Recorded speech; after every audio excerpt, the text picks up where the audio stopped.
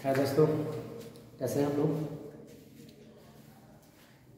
देखिए, आज हम सबसे इम्पोर्टेंट बात लेके आए हैं आप लोगों के लिए। जैसा कि आप लोगों को दिखाई दे रहा होगा 12th फिजिक्स।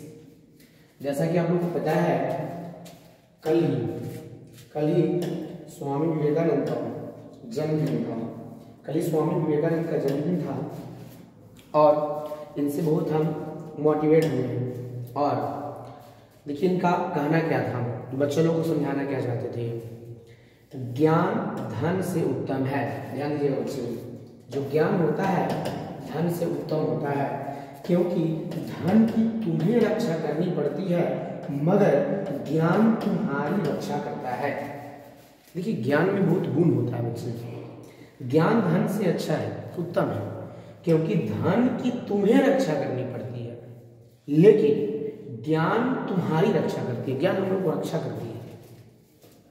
इन्हीं के नाम से आज हम लोग 12th की फिजिक्स का सबसे इंपॉर्टेंट पॉइंट, जो यहाँ से अक्सर एग्जाम में पूछते रहता है, जैसा कि आप देख रहे हैं बच्चे, विद्युत बल के लिए कूलाम का नियम। विद्युत बल के लिए कूलाम का नियम, coulombs law for electric force. Coulombs law for electric force ये क्या है, ये कैसे उत्पन्न होता है, इसके बारे में आज हम लोग पढ़ाई करने का प्रयास करेंगे बच्चे। बहुत सिंपल सी बात है।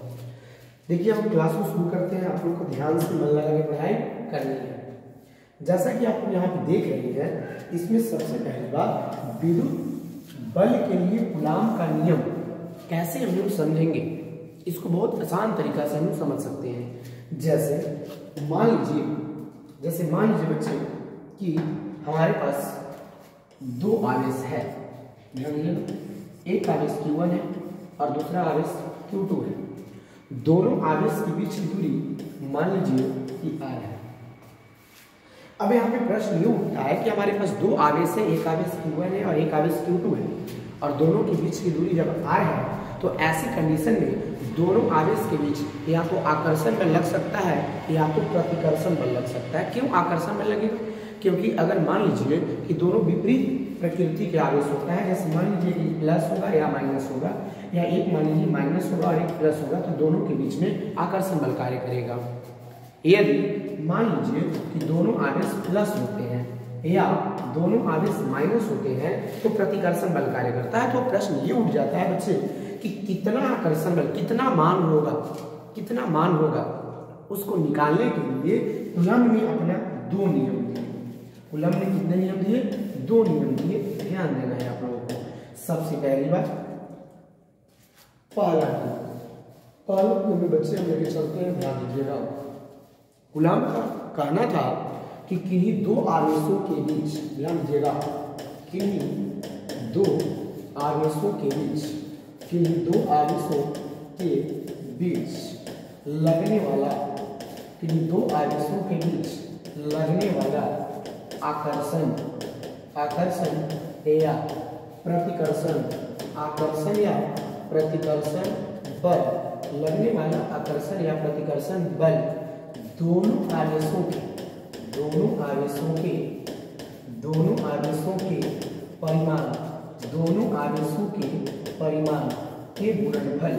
परिमाण के गुणनफल के समानुपाती होता है।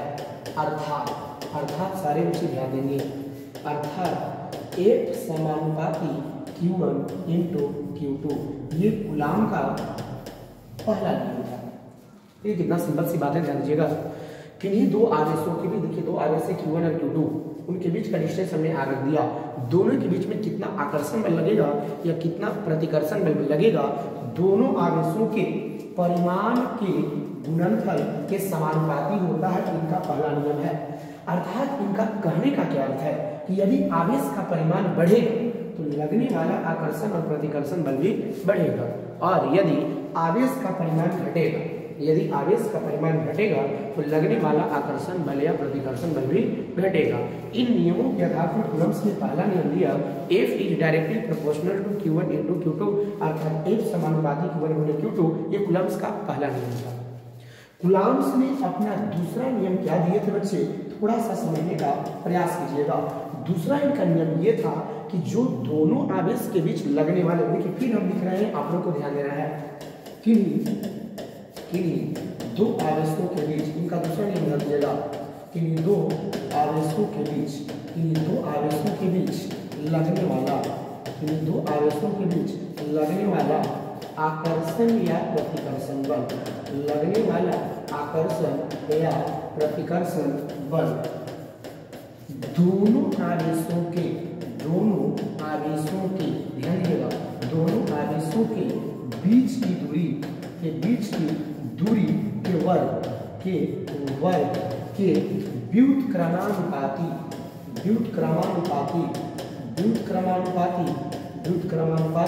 होता है।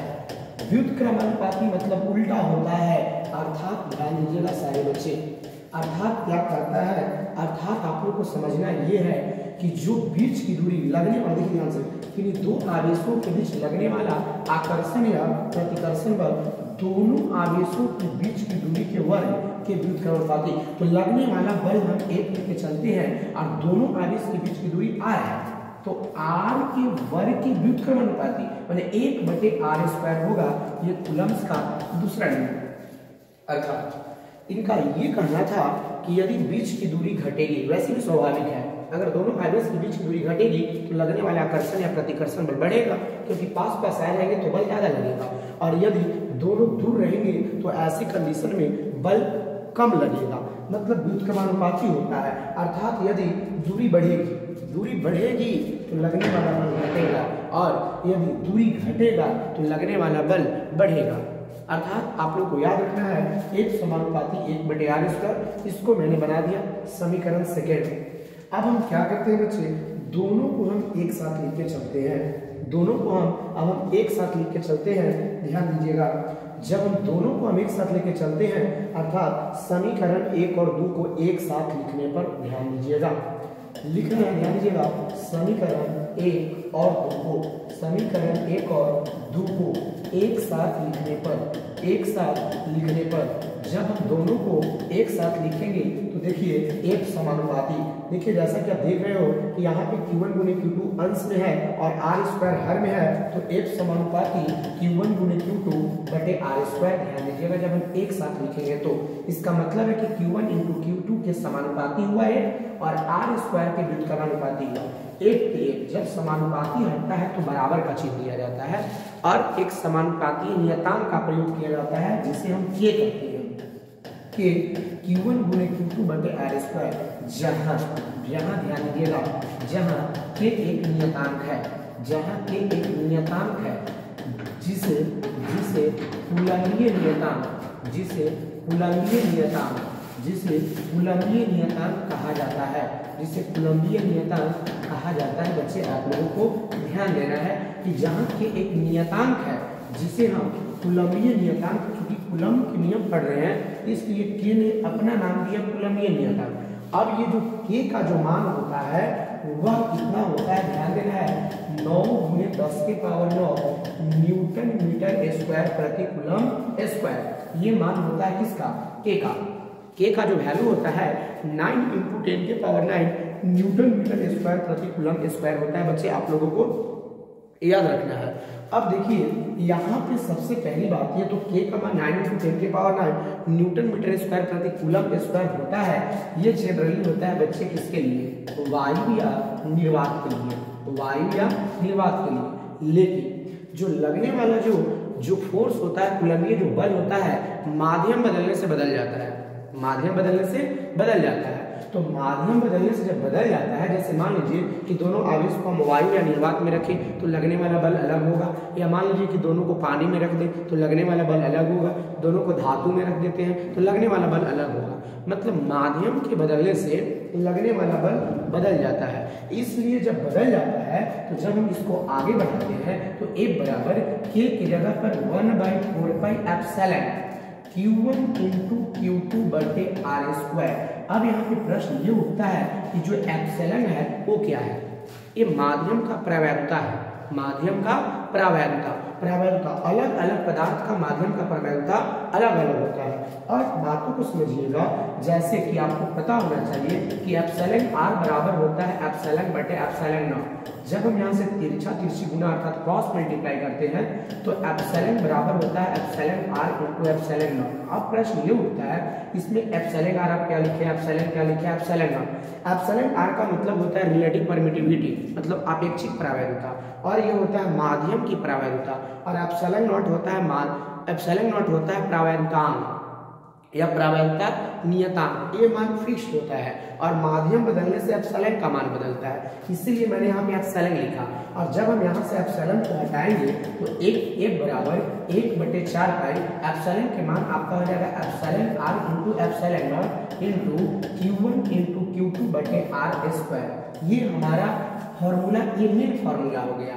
लेकिन अगर हम इसमें अगर हम बढ़ते हैं वायु के लिए, अगर हम बच्चे वायु के लिए बढ़ते हैं तो वायु के लिए रिलेटिव परमिटिविटी के मान 1 होता है।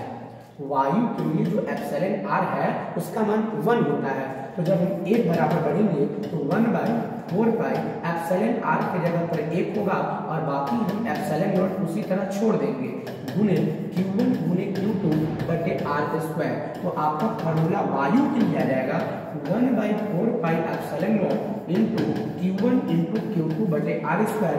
ये बच्चे वायु के लिए आया है, ये वायु के लिए।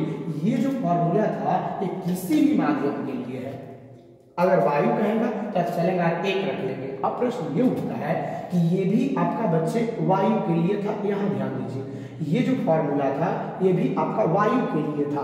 तो अब हम कह सकते हैं कि जो 1 बराबर K1 Q2 by r square होता है, और यहाँ पे जो 1 बराबर 1/4 पाई एप्सिलॉन नॉट गुने Q1 गुने Q2 बटे जो आर स्क्वायर होता है, दोनों में आप बच्चे देख रहे होंगे कि एक इसमें भी आपका 1 इसमें भी आपका देखिए यहाँ पे ध्यान देना है, यहाँ पे K1 Q2 by r square है और यहाँ पे 1/4 pi epsilon naught Q1 into Q2 by r square है। तो हम कह सकते हैं कि यहाँ जो K होगा वो इक्वल होगा 1/4 पाई एप्सिलॉन नॉट का।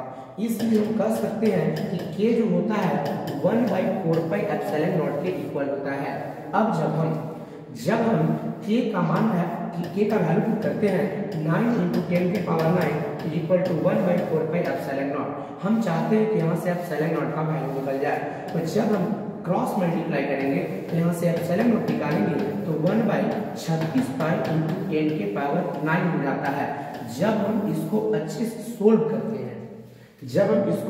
सोल्व करते हैं तो इसका वैल्यू मिलता है 8.854 इंटू 10 के पावर -12 कूलम स्क्वायर पर न्यूटन मीटर स्क्वायर। तो दो वैल्यू आपको एप्सिलॉन नॉट का याद रखना है। एप्सिलॉन नॉट का एक वैल्यू है 1/36 पाई इंटू 10 की पावर 9। इसी को जब हम सोल्व करते हैं तो आता है 8.854 गुणे 10 के पावर -12 कूलम स्क्वायर पर न्यूटन मीटर स्क्वायर। और याद रखना है कि इसका जो यूनिट है कूलम स्क्वायर पर न्यूटन मीटर स्क्वायर, और देख रहे हो यहाँ पे इसका जो यूनिट K का लिखा गया है, दोनों ठीक एक दूसरे के अपोजिट है। न्यूटन मीटर स्क्वायर पर कूलम स्क्वायर है, यहाँ पे तुम लोग देख रहे हो कि कूलम स्क्वायर पर न्यूटन मीटर। वैसे क्या रीजन है? रीजन ये है बच्चे कि K और जो एप्सिलॉन नॉट होता है ठीक एक दूसरे के उल्टा होते हैं। K और जो एप्सिलॉन नॉट होते हैं बच्चे दोनों एक दूसरे के उल्टा होते हैं, इसलिए इसका मात्रक भी उल्टा हो जाएगा, मतलब बदल जाएगा। वैसे भी आगे इसका हमारा पॉइंट है K का मात्रक और एप्सिलॉन नॉट का मात्रक। बीमा भी हम लोग पढ़ेंगे, K का बीमा क्या होता है और एप्सिलॉन नॉट का बीमा होता है। अब देखिए यहाँ तो हमारा जनरली था ये बच्चे वायु के लिए। अगर हम बच्चे बात करते हैं जैसे पानी के लिए अर्थात जल के लिए, अगर हम जल के लिए अगर हम बात करते हैं तो जल के लिए एप्सिलॉन आर का मान लगभग 81 होता है, 81 होता है। तो हमारा जो फार्मूला था 8 equal to 1/4 pi epsilon naught into epsilon r into Q1 into Q2 by r square. तो 8 बराबर 1/4 पाई एप्सिलॉन नॉट छोड़ देंगे, एप्सिलॉन आर का जो वैल्यू है वह 81 हो जाएगा इंटू Q1 इंटू Q2 बटे आर स्क्वायर। अब तुम देख रहे हो ये जो 1/4 पाई एप्सिलॉन नॉट और into Q1 into Q2 by r square है, ये जनरली वायु के लिए होता है। तो जनरली F इक्वल टू ये जो आपका बल है, अच्छा इसको हम कर देते हैं FW माने वाटर के लिए लगने वाला बल। ये दोनों के जगह पर हम एयर लिख देते हैं और बाकी हर में 81 है तो बटे हम 81 लिख देते हैं। तो तो 1W बराबर 1A/81। इसका मतलब है कि किन्हीं दो आवेशों के बीच लगने वाला आकर्षण या प्रतिकर्षण बल पानी में लगने वाला आकर्षण या प्रतिकर्षण बल हवा में लगने वाले बल से 1/81 गुना होता है।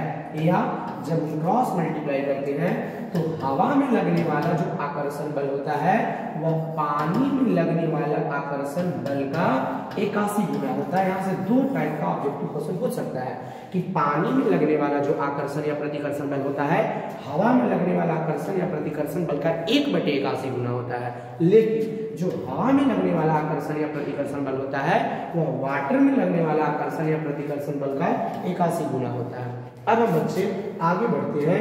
जैसे अगर हम बात कर देते हैं धातु के लिए, तो अगर हम धातु के लिए बात करते हैं तो धातु के लिए एप्सिलॉन आर का मान इन्फिनिटी होता है, अनंत होता है। तो जब हम बच्चे एक बराबर निकालेंगे तो 1/4 epsilon naught into epsilon r होता है इंटू Q1 इंटू Q2/r²। तो F equal to 1/4 epsilon naught into epsilon r का मान तो यहाँ पे इन्फिनिटी हो जाएगा इंटू Q1 इंटू Q2/r²। अब हम इसको आगे बढ़ाने का प्रयास करेंगे तो F equal to 1/4 epsilon naught. Infinity की जगह बच्चे हम लिख देंगे 1/0, क्योंकि 1/0 का वैल्यू होता है infinity into Q1 into Q2/r²। F equal to, इसको हम जब ऊपर ले जाएंगे तो ऊपर हो जाएगा 0/4 epsilon naught into Q1 into Q2/r²। 0 से सब में मल्टीप्लाई अर्थात गुना होगा तो लगने वाला बल क्या हो जाएगा 0।